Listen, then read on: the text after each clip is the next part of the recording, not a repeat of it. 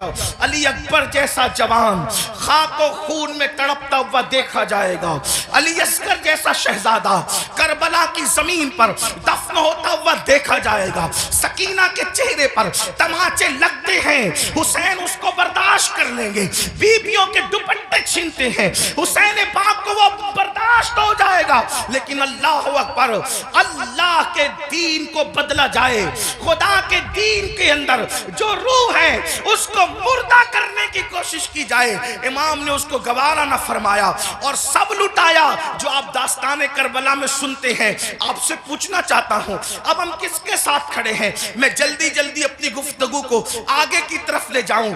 یزید کے یہاں زنا کوئی عیب نہیں تھا، اور امام حسین کے یہاں زنا کا نام سن کر بھی بدن کے رونگٹے کھڑے ہوتے ہیں کہ کیا لوگ ایسا گناہ بھی کر سکتے ہیں جسے زنا کہتے ہیں۔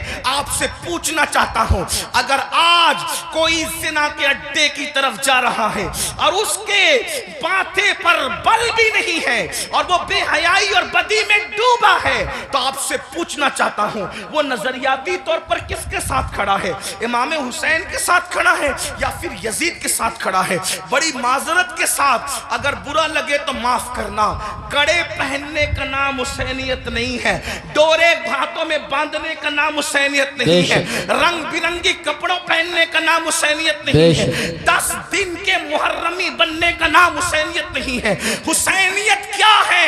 حسینیت یہ ہے اگر دین کے تحفظ کے لیے گھر لٹانا پڑے تو گھر لٹا دو، اولاد لٹانا پڑے تو اولاد لٹا دو، حتیٰ کہ جان بھی قربان کرنا پڑے تو جان بھی قربان کر کے بتا دو جان اہم نہیں ہے، اللہ کا دین ہے۔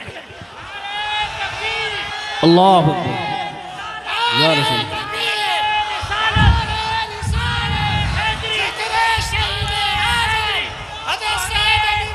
بڑی معذرت کے ساتھ کچھ لوگوں نے حسینیت کو بہت سستا کر دیا۔ اگر ڈوڑے کڑے اور کلر کے کپڑوں کا نام حسینیت ہوتا یا چند محفلوں کا نام حسینیت ہوتا پھر تو پوری دنیا حسینیت کی طرف آ جاتی۔ حسینیت اتنی آسان تو نہیں ہے نا۔ اس دور میں بھی 22,000 کا لشکر الگ کھڑا ہے اور 72 نفوس الگ کھڑے ہیں، اس سے پتا چلا حسینیت آسان نہیں ہے۔ اب اپنے آپ میں ڈوب کر سوچو قیامت کے دن اللہ اکبر کس کے ساتھ اٹھو گے؟ میری قوم کے وہ جوانوں جو اپنی راتوں کو گندی فلموں کے ساتھ جو ہے وہ اللہ اکبر جہنم کے عذاب کو قبول کرتے ہوئے، خدا کے چیلنج سے نہ ڈرتے ہوئے، نرم نرم گدوں پہ لیٹ کر اگر زنا کے مناظر دیکھ رہے ہو تو میں یہاں علماء موجود ہے ایک بات عرض کروں کہ یزید بھی تو کہیں پھر ایسا کام کرنے والوں سے اس معاملے میں 2 قدم پیچھے نظر آ رہا ہے، اور میری قوم کے وہ جوان جو اپنے آپ کو حسینی کہہ رہے ہیں وہ اس معاملے کے اندر اس معاملے میں کہہ رہا ہے کیا وہ یزید سے 2 قدم آگے نظر نہیں آتے؟ اللہ بتاؤ تو صحیح، شہزادہ رسول سے محبت کا دعویٰ، اور کوئی مسلمان یہ تصور کر سکتا ہے کہ وہ زنا کے اڈے پہ جائے؟ وہ زنا جس کے بارے میں اللہ کے رسول صلی اللہ علیہ وآلہ وسلم غیب نبی نے فرمایا کہ قیامت کے دن زانیوں کو آگ کے کپڑے پہنائے جائیں گے، آگ کا کرتا پہنایا جائے گا، اور ان کی شرمگاہوں پر جہنم کی آگ بھڑکائی جائے گی۔ پھر اس کے بعد دوسری چیز شراب کو لے لیں، نشہ کو لے لیں۔ اللہ اکبر 16 17 سال کے لڑکے آج ہمارے نشہ کی طرف جا رہے ہیں، اور اللہ اکبر نشہ کی طرف جو چیز لے جا رہی ہے مجھے ایسا محسوس ہو رہا ہے کہ حقہ جو ہے وہ انسان کو نشے کی طرف تیزی کے ساتھ لے جا رہا ہے۔ میں حقے پر کوئی حکم تو نہیں لگا رہا ہوں، ویسے کہ کوئی میں مفتی بھی نہیں ہوں کہ میں حقے پر کوئی حکم لگاؤں، حکم بیان کرنا میرا کام نہیں۔ میں ایک چھوٹا سا طالب علم ہوں، اصلاح معاشرہ کی محفل میں صرف دل کا درد لے کر کے آیا ہوں۔ ابتدا حقے سے ہوتی ہے، حقہ تو کوئی حرام نہیں، اس طرح کی لوگ بات کرتے ہیں، پھر دھیرے دھیرے سگریٹ پر آتے ہیں، اور سگریٹ کے اندر پھر کیا کیا لگا کے پیا جاتا ہے ہے مجھ سے زیادہ آپ لوگ جانتے ہیں اور آپ لوگوں سے ہی ہم تک باتیں پہنچتی ہے، اور پھر دھیرے دھیرے انسان ایم ڈی کا، نشے کا اور خدا جانے کس کس چیز کا عادی ہو جاتا ہے۔ آپ سے پوچھتا ہوں، یزید بھی نشہ کر رہا ہے، آپ بھی نشہ کر رہے ہیں، اور یزید کے اور آپ کے نشے میں فرق کیا ہے؟ اللہ اکبر، شاید یزید نے ایم ڈی وغیرہ کو خواب میں بھی نہیں دیکھا ہوگا۔ اللہ اکبر، اندازہ فرمائے کس طرف جا رہے ہو۔ اللہ اکبر، امام علی مقام علی جدی والی سلام کے سامنے یہ چیلنجز تھے۔ آپ اپنی قوم کو جرائم سے بچانا چاہتے تھے، آپ اپنی قوم کو گناہ سے بچانا چاہتے تھے۔ جانتے ہیں اللہ کے رسول صلی اللہ علیہ وآلہ وسلم نے بستیوں کے اجڑنے اور گھروں کے اجڑنے کے لیے جو بات بیان فرمائی ہے اس کو دل کے کانوں سے سنے۔ اللہ کے غیب دہ نبی صلی اللہ علیہ وآلہ وسلم ارشاد فرماتے ہیں، راتوں کو کچھ لوگوں کے مکانات خود بخود زمین میں دھس جائیں گے، زمین کے اندر جو ہے زمین بوس ہو جائیں گے۔ آپ کبھی سنتے ہیں نا کہ فلاں بلڈنگ گر گئی، فلاں بلڈنگ زمین میں دفن ہو گئی۔ میں یہ نہیں کہتا کہ سب اسی وجہ سے ہوتی ہے، لیکن اللہ کے حبیب غیب دہ نبی صلی اللہ علیہ وآلہ وسلم گھروں کے اجڑنے کے، گھروں کے زمین بوس ہونے کے اسباب کیا بیان کرتے ہیں۔ لوگ کہتے ہیں ہمارے گھروں پر یہ چل رہا ہے، وہ چل رہا ہے۔ میں نے کہا جو چلا رہے ہیں ہم ان کے بھی ساتھ نہیں ہیں، لیکن اپنا کرتوت بھی تو دیکھو۔ قرآن کہتا ہے وَمَا أَصَابَكُم مِّن مُّصِيبَةٍ فَبِمَا كَسَبَتْ أَيْدِيكُمْ، کہ تم پر جو بھی مصیبت آتی ہے وہ تمہارے کیے دھرا ہے، وہ تمہارے برے اعمال کا نتیجہ ہے۔ اللہ اکبر، کیا ہوا؟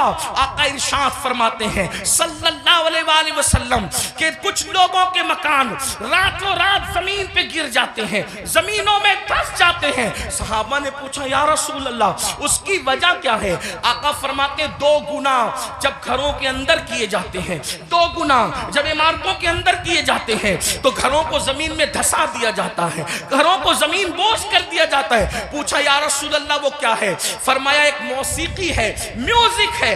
جس گھر میں میوزک بجتا ہے اور جس گھر میں شراب پی جاتی ہے، راتوں رات ان گھروں کو زمین میں دھسا دیا جاتا ہے۔ اب آپ مجھے بتاؤ، کانوں میں ایئر فون لگا کر راتوں کے 3-3 4-4 بجے تک میوزک سننے والوں، کیا تمہیں اپنے گھروں سے پیار نہیں ہے؟ تمہیں اپنے گھروں سے محبت نہیں ہے؟ تمہیں اپنے گھروں سے الفت نہیں ہے؟ اور پھر اللہ کے حبیب علیہ السلام فرماتے ہیں جس نے دنیا میں شراب کا ایک گھونٹ پیا اور توبہ نہیں کی، جب وہ مرے گا تو مرنے وقت اس کی زبان پہ کلمہ جاری نہیں ہوگا، وہ کلمے سے محروم رہے گا۔ اور یہاں تک کہ حضرت مالک الدینار فرماتے ہیں میں نے کئی نشہ کرنے والوں کو کفر پر مرتے دیکھا ہے۔ اللہ اکبر، حضرت عمر ابن عبدالعزیز کہتے ہیں میں نے کئی نشہ کرنے والوں کو کفر پر کافر ہو کر مرتے دیکھا ہے۔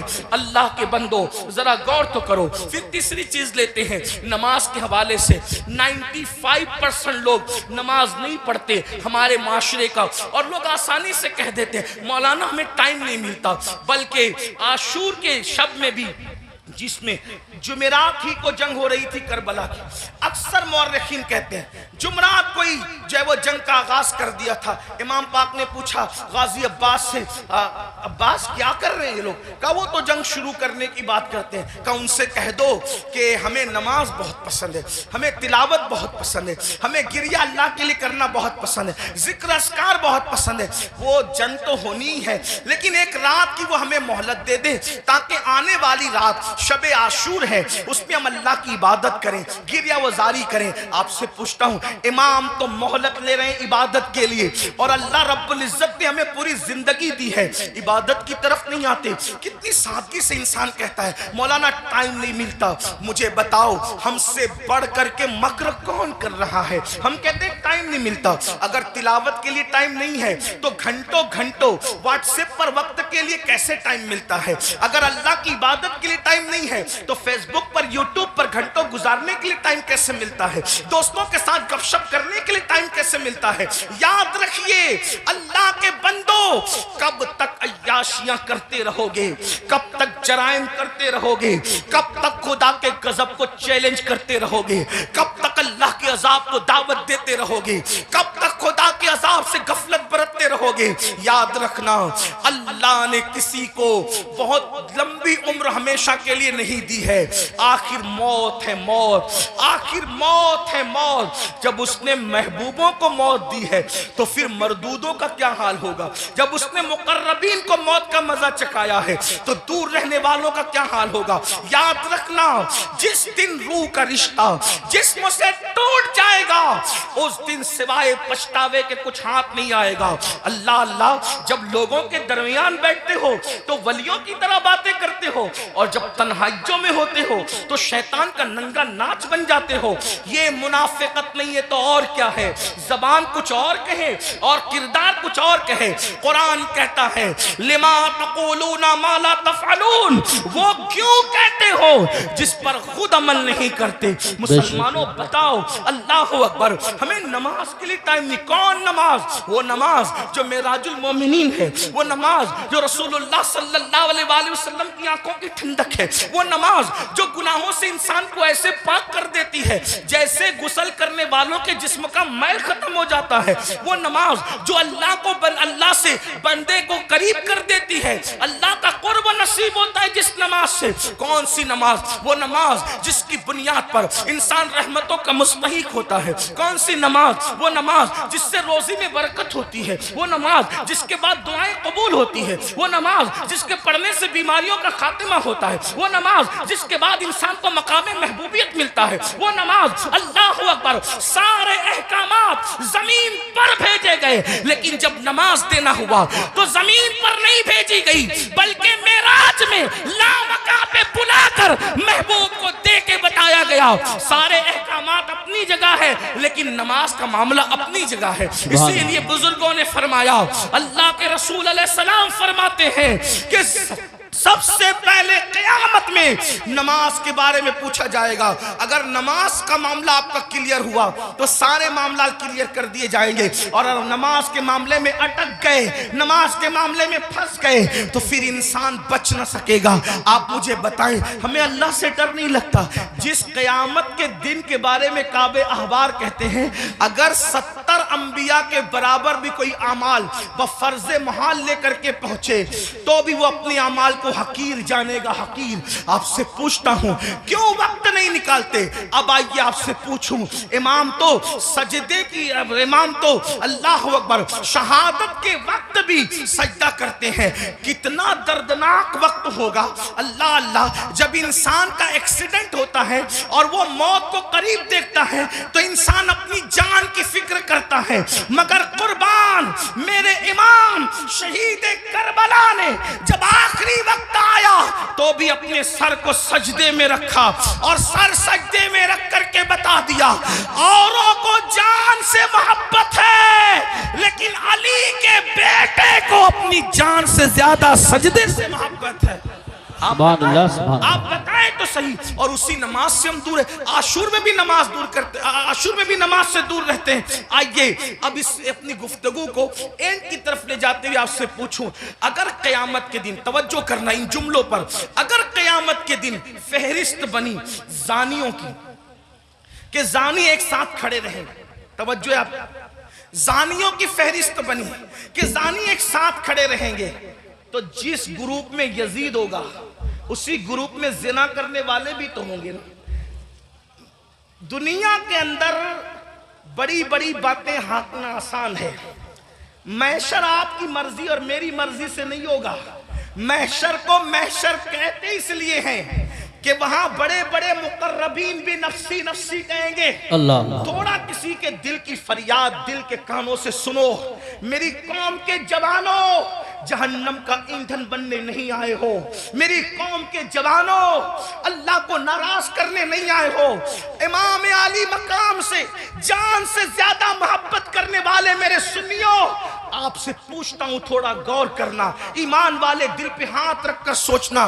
जानियों की फहरिस्त बनेगी कि सारे जानी एक साथ खड़े रहे, तो बताओ जहां यजीद होगा वहां जानी लोग होंगे कि नहीं होंगे? और निगाहों की पाकीज़ा, निगाहों को पाकीज़ा रखने वालों की फहरिस्त बनेगी कि जो निगाहों को नीचा रखते थे, औरतों को पाप की नजर से नहीं देखते थे, जिनकी निगाहों में तकद्दुस था, वो सब एक तरफ खड़े रहे। तो बताओ, अल्लाह अकबर, निगाहों نمازوں کو تحفظ دینے والے امام حسین کے ساتھ کھڑے ہوں گے اور زنا کرنے والے یزید کے ساتھ کھڑے ہوں گے. اگر قیامت میں ایسا ہو گیا کہ بے نمازی ایک ساتھ رہیں اور نمازوں کی پابندی کرنے والے ایک ساتھ کھڑے رہیں, تو بتاؤ یزید کے ساتھ کھڑے ہوں گے کہ نہیں ہوں گے بے نمازی؟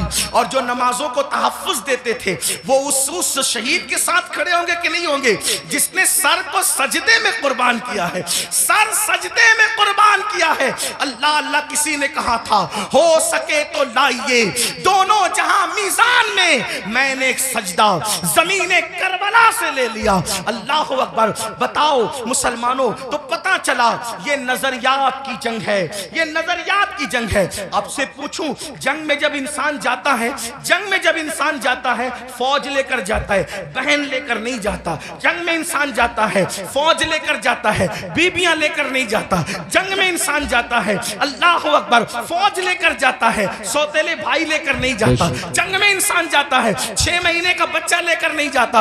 امام آپ جنگ میں بھی جا رہے ہیں, اور کچھ لوگ تو یہ کہتے ہیں کہ چلو اتفاقی حادثہ ہو گیا. اتفاقی حادثہ آپ کے مورخین کے اور لوگوں کے لیے کہنے کو ہے, ورنہ رسول اللہ کے گھر کا بچہ جانتا تھا. آقا نے اتنی تفصیل سے کربلا بیان کی تھی. ابن عباس کہتے ہیں کہ نبی کے گھر کے بچے کو پتا تھا کہ حسین میدان کربلا میں کھڑے جب وہ شہید ہوں گے جنگ صفین کے موقع پر. مولا کائنات جب کربلا کے قریب سے گزرے تو روئے, فرمایا یہاں حسین کے اونٹ بیٹھیں گے, یہاں ان کے کجاوے رکھے جائیں گے. یعنی کتنی تفصیل معلوم تھی خاندان رسول کو کہ اونٹ کہاں بیٹھیں گے وہ بھی پتا ہے, خیمے کہاں لگیں گے وہ بھی پتا ہے, کجاوے کہاں رکھے جائیں گے وہ بھی پتا ہے. آپ کہتے ہیں حادثہ ہو گیا, لیکن یہ حقائق ہے, سچائی ہے. امام آپ جنگ کے لیے جا رہے ہیں لیکن بیویاں لے جا رہے ہیں, جنگ کے لیے جا رہے ہیں, بہنیں لے جا رہے ہیں, جنگ کے لیے جا رہے ہیں, بیٹیاں لے جا رہے ہیں, جنگ کے لیے جا رہے ہیں, بچے لے جا رہے ہیں, جنگ کے لیے جا رہے ہیں, سوتیلے بھائی لے جا رہے ہیں. ایسا کیوں؟ امام گویا کے بتائیں گے یہ تلواروں کے ٹکرانے کی جنگ نہیں بلکہ یہ کردار کی جنگ ہے, یہ نظریات کی جنگ ہے. ایک طرف یزید سوتیلی ماں کو پاپ کی نظر سے دیکھ رہا ہے, تو ہم میدان میں بتائیں گے کہ سوتیلے رشتے کا تقدس کیا ہے. آپ دیکھیں پوری دنیا کے اندر سوتیلا رشتہ ہمیشہ مشکوک رہا ہے. آپ توجہ کریں, سوتیلا رشتہ ہمیشہ مشکوک رہا ہے. آپ نہیں دیکھتے سوتیلے رشتے کا مطلب قرآن کی تفاسیر اٹھا کر کے دیکھیں, ابن عباس سے لے کر صاحب نعیمی تک سوتیلے رشتے کا مطلب کیا. حضرت یعقوب علیہ السلام کی بیوی جو حضرت یوسف علیہ السلام کی سوتیلی ماں ہے, اللہ اکبر, وہ اپنے بیٹوں کو بتا رہی ہے, اللہ اکبر, کہ تمہارے سوتیلے بھائی نے یہ خواب دیکھا ہے. اسی طرح ہے نا, سوتیلے بھائی ہاتھ کا پانی چھین کر کے زمین پہ ڈال رہے ہیں, سوتیلے بھائی ہاتھ کی روٹی چھین کر کے کتے کو ڈال رہے ہیں, سوتیلے بھائی مار پیٹ کر کے کنویں میں پھینک رہے ہیں. یہی تو سوتیلا رشتہ لوگ جانتے ہیں. مگر قربان جائیں, امام علی مقام سوتیلے بھائیوں کو کربلا میں لے جا کر اور پھر ان کی وفا کا اظہار کر کے بتا رہے آخر کار امام حسین نے سوتیلے بھائیوں کے ساتھ سلوک کیا کیا ہوگا کہ سوتیلے بھائی اپنی جان سے زیادہ اپنے سوتیلے بھائی سے پیار کر رہے ہیں. کوئی کسی پر یوں تو نہیں مرتا, کوئی کسی سے یوں تو پیار نہیں کرتا. اب آپ سے پوچھتا ہوں, حسین پاک کا سوتیلا بھائی سب سے زیادہ معتبر با وفا ہے جسے دنیا غازی عباس کے نام سے جانتی ہے. آپ سے پوچھتا ہوں, وفا کا دوسرا نام اگر کربلا کے بعد ہم سے کوئی پوچھے تو ہم حضرت غازی عباس کا نام لیا کرتے. شمر نے اللہ اکبر رشتہ داری کی وجہ سے حضرت عباس کو امان لکھی, ان کے بھائیوں کو امان لکھی, تو حضرت عباس نے کہا شمر تجھ پر بھی لعنت ہے اور تیری امان پر بھی لعنت ہے, واللہ تو نے نبی کے شہزادے کو امان نہیں دی. ان کو کاٹنا چاہتا اور ہمیں بچانا چاہتا ہے. حسین کے بعد زندہ رہنے کو ہم پسند ہی نہیں کرتے. یہ ایک سوتیلے بھائی کا جذبہ. اب آپ سے پوچھتا ہوں, اگر آپ کربلائی ہے, اگر آپ حسینی ہے, تو اس مجمع میں اپنے دل میں سوچو آپ کے سگے بھائی کے ساتھ آپ کا سلوک کیا ہے. کربلا صرف کالے کپڑوں کا نام تو نہیں ہے نا پہننے کا, کربلا سینہ پیٹنے کا نام نہیں ہمارے درمیان، ہمارے درمیان کربلا اسوہ مصطفیٰ کی تفسیر کا نام ہے، ہمارے نزدیک کربلا بدر و احد کے مقصد کی تکمیل کا نام ہے۔ آپ سمجھتے کیا ہے کربلا کو، لیکن ہمارے اندر کربلا کہاں ہے؟ ہم نے رسمی اور اسمی کربلا کو تو دیکھا، ہم نے حقیقت کربلا کو نہیں دیکھا۔ بتاؤ آپ اور ہمارا جذبہ بھائی کے بارے میں کیا ہے؟ یہی نا، اس کا کھیت ہڑپ کر لیا، اس کا حصہ ہضم کر لیا، اس پر کیس کی کر دیا، اس کے خلاف کھڑے ہو گئے، اس کی بیٹی کو اچھے رشتے آتے تو آپ کو پسند نہیں آتا، آپ کو ہضم نہیں ہوتا۔ بتائیں تو صحیح، اس کے گھر میں بیٹے ہی بیٹے پیدا ہوں تو آپ کو تکلیف ہوتی ہے۔ یہ آپ کا معاملہ سگے بھائی کے لیے، اور وہاں سوتیلے بھائی کے ساتھ انداز کیا ہے سرکار غازی عباس کے ساتھ دیکھیں۔ پھر اس کے بعد امام اپنی بہن کو کربلا میں لائے۔ جب امام کسی کی کوئی بات نہیں مانتے، توجہ کرنا، جب امام کسی کی کوئی بات نہیں مانتے تو سیدہ زینب کھڑی ہو کے کہتی ہے بھیا یہ کر لو، بھیا یہ کر لو، بہن کی کوئی بات نہیں ٹلتی۔ گویا کہ حسین بتا رہے ہیں وہاں بہن کا کوئی تقدس نہیں ہے، اور یہاں بہن کے تقدس کا عالم یہ ہے کہ بظاہر اگر حضرت امام کے اپنی فکر کے خلاف بہن بات کر رہی ہے تو امام اس کو ہی مانتے نظر آ رہے ہیں۔ کس نے نہیں کہا تھا کہ علی اصغر کو لے جائیں اور یزیدیوں سے کہیں کہ پانی پلا دیں؟ امام نے سب کو منع کیا، لیکن جب بہن آئی اور بہن نے کہا میرے لیے چلے جائیں، میں کہہ رہی ہوں آپ چلے جائیں، تو مورخین لکھ رہے ہیں بہن کی بات مان کر امام یزیدیوں کی طرف جاتے ہوئے نظر آتے ہیں۔ حالانکہ یہ امام پاک رضی اللہ تبارک و تعالیٰ کی شان ہے کہ یزیدیوں کے ہاتھوں سے ان کے شہزادہ والا تبار نے پانی نوش نہیں فرمایا، وہ تو شہید ہو گئے۔ لیکن آپ سے پوچھتا ہوں بہن کے بارے میں امام علی مقام کا حال یہ، بیویوں کی موجودگی میں قیادت کا جھنڈا خاندان نبوت کا کسی کے ہاتھ میں دیتے ہیں، بیٹیوں کی اور بیویوں کی موجودگی میں اس کو بہن کہتے ہیں۔ بتاؤ امام تو بہن سے اتنا پیار کرتے ہیں، ہمارا اور آپ کا بہنوں کے ساتھ کیا تعلق ہے؟ ہمارا اور آپ کا بہنوں کے ساتھ کیا رشتہ ہے؟ آپ بتائیں مجھے، اگر بہن گھر آ جائیں 4 بچوں کو لے کر تو بھائی اور بھابھی بات کرتے ہیں، کھلائیں گے کہاں سے؟ حیرت کی بات یہ ہے جس قوم کی سوچ فکر حسین سے اس قدر گر جائیں، پھر کیا اس قوم کے لیے یہ نہ کہا جائے کہ وہ نام کے لیے تو حسینی بنی ہے لیکن افکار کے اعتبار سے وہ کہیں نہ کہیں یزیدیت کا شکار ہے؟ میرے آقا صلی اللہ علیہ وسلم کے دیوانوں جانتے ہیں بہن کا مقام کیا ہے، بہن کا مرتبہ کیا ہے، اور یہ اللہ کے رسول علیہ السلام سے سیکھا۔ آقا علیہ السلام کی کوئی حقیقی بہن نہ تھی، لیکن جب جنگ حنین کے موقع پر اللہ اکبر حنین کے اندر وافر مقدار میں کثیر مقدار میں جو ہے وہ غنیمت کا مال آیا تو اس وقت تو ایک خاتون آئی اور آنے کے بعد کہا اے محمد میں آپ کی بہن ہوں، میں آپ کی بہن ہوں۔ حضور علیہ السلام کو اس بہن سے جدا ہوئے تقریباً کم و بیش آدھی صدی بیت چکی تھی۔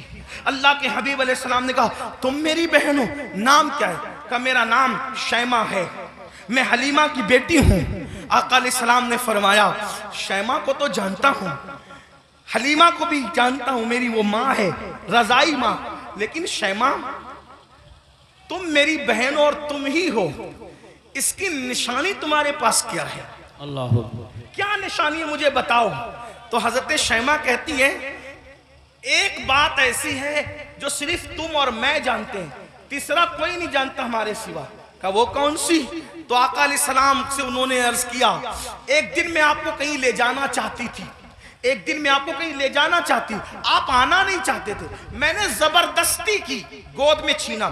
آپ نے اکثر یہ منظر دیکھا ہوگا گھروں میں کہ بڑی بہنیں بھائی کو گود میں لے جانا چاہتی ہے، وہ نہیں آنا چاہتا تو کیا ہوتا ہے وہ زبردستی کھینچتی ہے، تانتی ہے، ایسا کرتی ہے۔ تو شیمہ کہتی ہے آپ نہیں آنا چاہتے تھے، میں لے جانا چاہتی تھی، میں نے زبردستی کی تو آپ نے میرے کندھے پر دانت کاٹ لیا تھا، اور وہ دانت کاٹنے کا نشان اب بھی موجود ہے۔ حضور علیہ السلام نے یہ سنا تو اتنا ہنسے اپنی شان کے مطابق کہ حضور علیہ السلام کی داڑھیں نظر آئی، اور پھر جب یہ ثابت ہو گیا کہ شیمہ یہی ہے تو آقا نے فرمایا اے میرے صحابہ، شیمہ کے سسرال کی بکریاں، بھیڑے، اونٹ، گھوڑے جتنے غنیمت میں آئے ہیں، چونکہ یہ میری بہن ہے میں اس کو واپس کرتا ہوں، تم لوگ بھی واپس کرو۔ سبحان اللہ، نعرہ تکبیر، فرمائے اللہ، بہن کا یہ یا اکرام رسول ہے، حالانکہ وہ حقیقی بہن نہیں ہے، وہ حقیقی بہن نہیں، رضائی بہن ہے۔ اکرام دیکھو، احترام دیکھو، ہمارے پاس بہن کا کیا احترام ہے۔ اگر بہن جوان ہو گئی، اس کو رشتے نہیں آ رہے ہیں تو بھائی بوجھ سمجھتا ہے، بوجھ سمجھتا ہے، اور جب بھائی بوجھ سمجھتا ہے تو وہ دیکھتی ہے کہ بھائی کا منہ اچھا نہیں، باپ بوجھ سمجھ رہے باپ کا منہ اچھا نہیں، ماں بوجھ سمجھ رہی باپ کا منہ، ماں کا منہ اچھا نہیں، تو پھر ایک بیٹی یہ فیصلہ کرتی ہے جس گھر میں نہ بھائی اپنا ہو، نہ بہنیں اپنی ہو، نہ ماں اپنی ہو، نہ باپ اپنا ہو، سب تو منہ اتار کر کے مجھے بوجھ سمجھتے ہیں، تو پھر وہ مجبوراً یہ فیصلہ کرتی ہے کہ پھر باہر جہاں سے پیار مل رہا ہے، پیار اگرچہ دھوکے کی طور پہ مل رہا ہے، اللہ اکبر، پھر کیوں نہ اسی کا ہاتھ پکڑ لیا جائے۔ یاد رکھنا مسلمانوں، آج ہمارے منبروں سے یہ بات ہو رہی ہے کہ ہماری بیٹیاں بھاگ رہی ہیں، بھاگ رہی ہیں، بھاگ رہی ہیں، مفکرین یوٹیوب چینلوں پر بھی کہہ رہے ہیں۔ پہلی بات تو میں دو بات کرنا چاہتا ہوں۔ نمبر ایک، منبروں سے اس بات کو بہت مبالغے کے طور پہ بیان نہ کیا جائے، یہ میری گزارش ہے، ورنہ کل مستقبل میں، اللہ اکبر، مستقبل میں کل لوگ انہی تقریروں کو بنیاد بنا کر، انہی اخبارات کے آرٹیکلوں کو بتا کر ہمارے بچوں کو تانا دیں گے کہ تمہاری بیٹیاں تو بھگوڑی تھی، بھگوڑی، کون کی بیٹیاں بھگوڑی تھی؟ کوئی کہتا ہے 30 لاکھ چلی گئی، کوئی کہتا ہے 40 لاکھ چلی گئی، کوئی کہتا ہے 50 لاکھ چلی گئی۔ میں نے کہا حضرت جی ثبوت تو بتائیں، اتنی چلی گئی کہاں گئی، ذرا یہ تو بتائیں۔ وہ کہا میڈیا میں آیا ہے۔ میں نے کہا او نادانو، تھوڑا تو ذرا شعور کرو، ہر بات تو بولنے کی نہیں رہتی۔ اگر میڈیا کہہ دے کہ چاند ہو گیا، چاند آ گیا، تو کیا اس کی بات مانو گے؟ کہ نہیں مانیں گے۔ ہم نے کہا جس میڈیا کے کہنے پہ چاند کا آنا نہیں مانتے، اس میڈیا کے کہنے پہ بیٹیوں کا بھاگ جانا کیسے مان لیتے ہو؟ واللہ آج بھی مسلمانوں کی بیٹیوں میں اتنی غیرت ہے کہ کسی اور کی ماں میں اتنی غیرت نہیں ہے۔ لیکن کہیں کچھ گئی ہے، کہیں کچھ گئی، میں جانتا ہوں، انکار نہیں کر رہا ہوں، کہیں کچھ گئی ہے، لیکن کون گئی ہے؟ وہ گئی ہے خدیجۃ الکبریٰ کا کردار جس نے نہیں سیکھا۔ کون گئی ہے؟ عائشہ صدیقہ کا کردار جس نے نہیں سیکھا۔ کون گئی ہے؟ سیدہ فاطمہ الزہرا کا کردار جس نے نہیں سیکھا۔ کون گئی ہے؟ سیدہ زینب کا کردار جس نے نہیں سیکھا۔ وہ چند گئی ہے، لیکن یاد رکھنا ہم اتنا مبالغہ نہ کریں، اس لیے کہ باتیں باتیں ہوتی ہے، حقیقتیں حقیقتیں ہوتی ہے۔ اللہ اکبر، اپنی باتوں کو دلچسپ بنانے کے لیے پوری قوم کی آبرو کا ہم سودا نہ کریں، تھوڑا سا ہمیں خیال کرنا ہوگا۔ اور ایک بات کہتا ہوں، لیکن چلے چند گئی تو گئی، ایک بات کہتا ہوں، بہت پورے یقین سے کہتا ہوں، علماء موجود ہیں، میرے مخدوم بھی موجود ہیں، سادات کرام بھی موجود ہیں۔ اللہ اکبر، جب تک مسلمان بیٹی کو جنت سمجھتا تھا، اس وقت تک ہماری بیٹیاں گھر سے کبھی نہیں بھاگی تھی۔ جب سے مسلمان نے بیٹی کو بوجھ سمجھا ہے، اب ہماری بیٹیاں گھروں سے جا رہی ہے، اگر جا رہی ہے چند تو بوجھ سمجھا اس لیے جا رہی۔ بیٹیوں کو بوجھ نہ سمجھو، بیٹیاں بوجھ نہیں ہے، جنت ہے۔ بیٹیاں بوجھ نہیں ہے، جنت ہے۔ بہنیں بوجھ نہیں ہے، جنت ہے، اس لیے ان کی خدمت کرو۔ کیا لوگوں کو یہ نہیں پتا؟ اللہ کے سچے رسول صادق و مصدوق نے فرمایا، بیٹی کی پرورش کرنے والا اور میں محمد جنت میں اتنے قریب ہوں گے جیسے یہ 2 انگلیاں قریب ہیں۔ آپ سے پوچھتا، لوگ کہتے ہیں حضرت ایسا تعویذ دی ہمیشہ برکت رہے۔ میں نے کہا بیٹی اس تعویذ کا نام ہے قیامت تک برکت رہے۔ وہ کیسے؟ کہ حدیث پاک میں آتا ہے، جس گھر میں بیٹی پیدا ہوتی ہے اس گھر میں فرشتے آتے ہیں اور اس کو چاروں طرف سے گھیر کر کہتے ہیں، اے کمزور جان سے پیدا ہونے والی کمزور جان، جس کے گھر میں تو پیدا ہوئی، ہم قیامت تک اللہ کے حکم سے اس کی مدد کرتے رہے۔ اب بیٹی پیدا ہو تو مدد یوں اتر رہی ہے، اور ہم نے بیٹیوں کو بہت سمجھ لیا۔ تو امام کربلا میں دیکھو بیٹی سے پیار کتنا کر رہے ہیں۔ حضرت سیدہ سکینہ جنہیں سکینہ بھی کہتے ہیں، اب میں جو ہے وہ تلفظات کے جو ہے وہ بھول بھلیا میں آپ کو گمانا نہیں چاہتا، جو لوگ کہتے ہیں وہی کہہ کر آگے بڑھنا چاہتا ہوں، لیکن بہرحال حضرت سیدہ سکینہ کو سینے پہ سلا رہے کہ نہیں سلا رہے؟ ایک بیٹی کا مرتبہ، کربلا کے خیمے میں امام اپنی بیٹی کو سینے پہ رکھ رہے ہیں۔ آپ اندازہ تو فرمائیں، چچا भतीजी के कहने पर फुरात तक जा रहा है। ये सब क्या है? भाई अपनी बहन के कहने पर, इमाम अली अकबर रज़ी अल्लाह तबारक व तआला अपनी बहन के कहने पर वो सब कुछ करते नजर आ रहे हैं, जिसको देख करके इंसान हैरत इस्तिजाब में डूब जाता है। करबला, ये भाइयों करबला, अब इख्तिताम पे सुन ले जरा सा। करबला रिश्तों की वफा का नाम, करबला रिश्तों को ताज़ीम देने का नाम, करबला मोहब्बतों का नाम, करबला एहतराम का नाम, करबला ताज़ीम का नाम, करबला कुरान के तहफ़्फ़ुज़ का नाम, करबला अकीदे की हिफाजत का नाम, और करबला हदीस के सही मफ़हूम को अमली तफसीर में पेश करने का नाम, करबला कुरान मुक़द्दस के सांचे में ढल जाने का नाम, करबला शराब से नफरत का नाम, करबला ज़िना से नफरत का नाम, करबला जुए से नफरत का नाम, करबला बांसुरी म्यूजिक और मौसीकी के मुकम्मल खातिमे की जोदे मुसलसल का नाम, करबला सजदों के लिए इंसान क्या क्या कुर्बानी दे सकता है, इस पैगाम में खामोश का नाम करबला है। अब आपसे पूछता हूं, हमने करबला से सीखा क्या? वही गुनाह में मुब्तला, वही जराइम में मुब्तला, वही बलाओं में मुब्तला। एक बात ये भी कह दूं इख्तिताम पर, खास तौर पर आखिर में बात करते करते, मुसलमानों एक बात आपसे कह दूं, करबला तो सहाबे किराम की कुर्बानियों के तहफ़्फ़ुज़ का नाम था, लेकिन आज जब करबला का जिक्र होता है तो उन्हीं सहाबा को निशाना बनाया जाता है, उन्हीं सहाबा पे तबर्रा किया जाता है, उन्हीं सहाबा को माज़अल्लाह ये इसलिए करार दिया जाता है कि उन्होंने तो अहले बैत का हक कसब किया।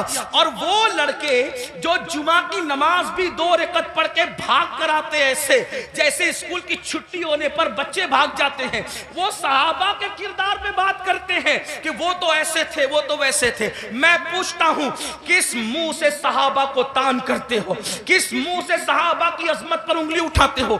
2 रकअत पढ़ने की औकात नहीं है सही से, और उनके लिए उंगली उठा रहे हो जिन्होंने दीन के लिए अपना माल कुर्बान किया। आज मुसलमान कहलाना आसान है, लेकिन अल्लाह अकबर, उस वक्त जब अल्लाह अल्लाह मुसलमान कहलाए जाने पर, मुसलमान बन जाने पर पिटाइयां होती थी, पत्थर मारे जाते थे, कोड़े मारे जाते थे, चाबुक बरसाए जाते थे, भूखा रखा जाता था, सोशल बाइकाट किया जाता था। सहाबा उस वक्त के मुसलमान हैं, उनके ईमान पर ये कौम के लड़के सवाल या निशान खड़ा करेंगे जिनको तहारत के मसाइल तक नहीं पता है। आपसे पूछना चाहता हूं, वो सिद्दीक अकबर रज़ी अल्लाह तबारक व तआला अन्हु जिसने वो कुर्बानी दी है कि अल्लाह के रसूल ने फरमाया, जिसने इस्लाम की मदद की है सबके एहसान का बदला अदा किया जा चुका है, सिवाय अबू बकर के एहसान का बदला क़यामत में अल्लाह तबारक व तआला अता फरमाएगा। ऐसे लोगों को गासिब कहा जाता है, ऐसे लोगों को हक तलफ किसका? अहले बैत का। मुझे बताओ मुसलमानों, जरा गौर करो, उस फारूक आजम के बारे में कहा जाता है कि उन्होंने ये किया, ये किया, ये किया। आपसे पूछता हूं, फारूक आजम का किरदार पता है? फारूक आजम का किरदार मालूम है? फारूक आजम के किरदार के बारे में इल्म है? अल्लाह अकबर, आपको वो सफर याद होगा, आप वो सफर जानते होंगे। अल्लाह अकबर कि फारूक आजम मदीने मुनव्वरा से चलते, फारूक आजम मदीने मुनव्वरा से चलते और मदीने से चलते हुए बैतुल मुकद्दस जाते हैं। एक ही ऊँटनी है, अपने जवानों की खास तवज्जो, एक ही ऊँटनी है, गुलाम साथ में जा रहा है। फारूक आजम गुलाम से कहते, सवारी एक है इसलिए हम ये करेंगे, सवारी एक है ये करेंगे कि थोड़ी देर मैं बैठूंगा, थोड़ी देर आप बैठना, फिर मैं पैदल चलूंगा, फिर तुम बैठोगे, तुम चलोगे, मैं बैठूंगा। आपसे पूछता हूं, बैतुल मक़दिस तक गुलाम को इस तरह लेकर के गए कि नहीं लेके गए? आप बताएं, बोलने से पहले तोलो, किसी की भी बात सुन करके बका मत करो। जो फारूक आजम एक गुलाम की हक तलफी न करें, जो फारूक आजम एक गुलाम की हक तलफी न करें, वो फारूक आजम अपनी आकाज़ादी सैयदा फातिमतुज़ ज़हरा की हक तलफी कैसे कर सकते हैं? आप जानते हैं, कभी गौर तो किया होता, कभी सोचा तो होता, जिससे जो सुना वही बकना शुरू कर दिया। मेरे आका अलैहिस्सलाम फरमाते हैं, मेरे असहाब को बुरा मत कहो, मेरे सहाबा को बुरा मत कहो। और इस اسی کربلا کی بات کرتے ہوئے صحابہ پہ تبرہ کیا جائے. مسلمانوں کیا منہ لے کر کے اٹھو گے؟ جانتے ہیں شفا شریف میں قاضی ایاز رحمت اللہ تعالی علیہ لکھتے ہیں کہ ایک شخص مر رہا تھا, اس کو موت آ رہی تھی, مرتے وقت اس کی زبان پہ کلمہ نہیں آ رہا تھا, اللہ اکبر, اس کی زبان پہ کلمہ نہیں آ رہا تھا. اس سے پوچھا گیا کہ تو کلمہ کیوں نہیں پڑھ پا رہا ہے؟ اس نے کہا کہ میں ابو بکر اور عمر کے گستاخوں کے ساتھ بیٹھا کرتا تھا. وہ گستاخ نہیں تھا بلکہ گستاخان شیخین کے ساتھ بیٹھتا تھا. اللہ اکبر. تو جو گستاخان شیخین کے ساتھ بیٹھے, صرف بیٹھے, مرتے وقت اس کی زبان پہ کلمہ نہیں آتا, جو گستاخی کرے اس کا کیا انجام ہوگا؟ یہ دنیا چند دن کی ہے, یہ دنیا چند لمحے کی ہے. بندوں کی خوشی کے لیے اللہ کو ناراض نہ کرو. واللہ ورسولہ احق ان یرضوا. اللہ اور اس کا رسول اس بات کے زیادہ حقدار ہیں کہ ان کو راضی کیا جائے. آج یہ بحث چل رہی ہے کہ کون کب ایمان لایا تھا, کون کب ایمان لایا تھا. میں نے کہا کسی نے کبھی بھی ایمان لایا تھا. ایمان تو لایا تھا نا, حضور نے تو معاف کیا تھا نا, حضور نے تو چادر میں جگہ دی تھی نا. جس کو رسول اللہ امان دے دے, جس کو نبی امان دے دے, امتی کو حق کیا ہے اس کو امان سے باہر کرنے کا. آپ سے پوچھنا چاہتا ہوں, اس لیے مسلمانوں اپنی حیثیت میں رہو. اعلیٰ حضرت امام احمد رضا محدث بریلوی فتاوی رضویہ شریف میں لکھتے ہیں, عالم ربانی کی توہین کرنے والا کفر تک جاتا ہے. جب عالم ربانی کی توہین کرنے والا کفر تک جاتا ہے, جو صحابہ کی توہین کرے, صحابہ کو گالیاں دے, یاد رکھنا اسٹیج پر کچھ بھی کہو, کمرے کی گفتگو تو اللہ سن رہا ہے, دلوں کا حال تو اللہ دیکھ رہا ہے. اس لیے ان کے لیے دلوں میں کینہ نہ رکھو, ان کے لیے دلوں میں عداوت نہ رکھو. مسلمانوں کیا بات ہے, اگر رسول اللہ اونٹ کے چمڑے کی نالین پہن لے تو ہم اس نالین کو سر پہ رکھتے ہیں. آخر اونٹ کا چمڑا نہ دیکھا, کیا دیکھا؟ رسول اللہ کی نسبت دیکھی. تو جب رسول اللہ کی نسبت کی وجہ سے اونٹ کا چمڑا سر پہ رکھا جاتا ہے, تو رسول اللہ کی نسبت کی وجہ سے اصحاب مصطفیٰ کی تعظیم کیوں نہیں کی جاتی, ان کا احترام کیوں نہیں کیا جاتا؟ لیکن ایک بات یہ بھی خیال رکھنا, ایک طبقہ وہ ہے کہ اللہ جو صحابہ کو ہلکا جان رہا ہے, صحابہ کی بیعت بھی کر رہا ہے, کمروں میں بیٹھ کر کے اپنے ماننے والوں کو ان کے خلاف کان بھر رہا ہے. لیکن دوسرا طبقہ وہ بھی نظر آ رہا ہے کہ جب اہل البیت پر کوئی گفتگو ہوتی ہے تو پھر اس کا منہ اترتا ہے کہ یہ اہل بیت کی فضیلت پڑھنے والا کوئی رافضی تو نہیں ہو گیا. ہم کہتے ہیں اللہ کے بندو, اہل بیت کی فضیلت پڑھنا رافضیت نہیں ہے, بلکہ صحابہ کی گستاخی کرنے کا نام رافضیت ہے.